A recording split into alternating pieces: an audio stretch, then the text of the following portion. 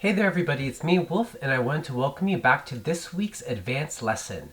In this week's lesson, we're going to talk about asking for directions. So, let's just hop right into it.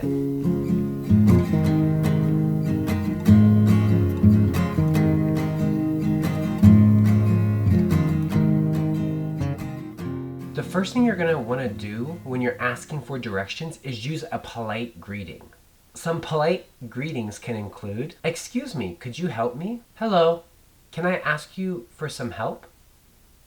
Now, after you ask the person for help and they say yes, you're going to ask them for the directions. You're going to want to ask a how, a where, or a which question. So, for example, let's say we're going to the Empire State Building. You're going to say, "How can I get to the Empire State Building?" Or, "Where is the Empire State Building?"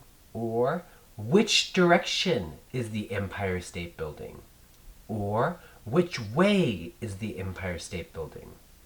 Now, all these questions ask the exact same thing. They ask, where is or how do you get to the place you're going to, which is, our example is the Empire State Building. You want to make sure that you know cardinal directions. You're going to want to make sure you know straight, left, right, big things like subway stations or bus stations or famous buildings in the area, because usually when people give you directions, they're going to give you directions according to landmarks. So you walk towards Central Park, or you walk towards the World Trade Center, or you walk towards where? If you don't know where the major landmarks are in a city, you can just tell the person who's giving you directions, "I'm sorry, but I don't know where that is," or "I'm sorry, but which direction is that?" Also in America, people measure things with blocks. A block is the space between two streets. So if you say you have to walk 3 blocks straight and then take a left, it means you have to walk 3 street intersections, and then once you get to that third intersection, you're going to take a left.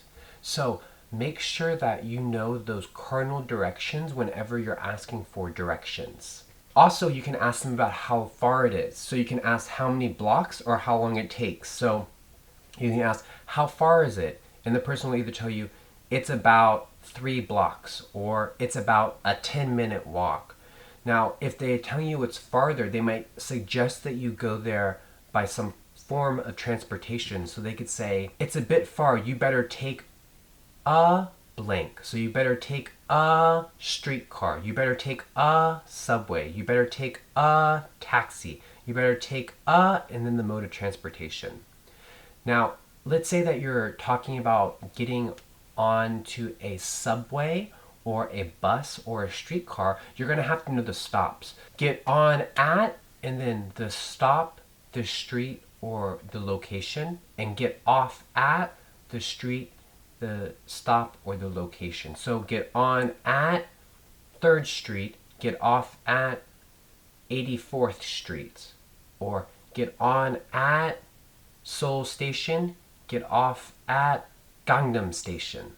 So whenever you're getting on a subway, a bus, or a streetcar, you want to make sure that you're knowing where to get on and where to get off, and the person who's giving you directions should automatically give you those places to get on and get off. But if they don't, you can ask them, "Where do I get on and where do I get off?" Prepositions are really important for when you're asking for directions. You have to know if it's straight, to the left, to the right, in between. So you want to make sure that you're practicing your prepositions and you know at least the general prepositions before you ask for directions. Some prepositions and adverbs that you're going to hear are left, right, next to, in between, straight ahead, near, nearer, nearest, close, closer, closest. You want to make sure that you're listening to the location they're talking about and then what adverb or preposition they're using in relation to it. So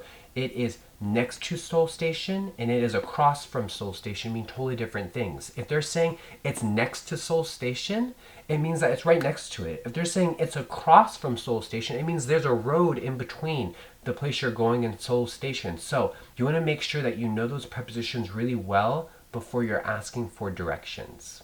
Lastly, if you're in a busy city and you ask people for help or directions and they ignore you, don't feel bad and don't give up. Just keep asking for help until somebody helps you. It can be quite discouraging when you don't speak English natively if people ignore you, but people in cities are busy. It happened to me all the time in Seoul when I was asking people for directions.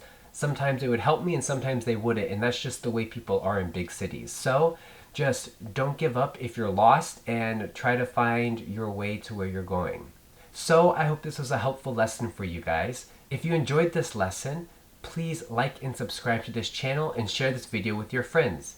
If you have any questions about asking for directions, you can post them down below in the comments section and I'll try to get back to as many of you as possible. In the description, there'll be links to the Wolfe's English, blog, and Instagram where you guys can get more resources for studying English and also updates about videos that I'll be posting in the future.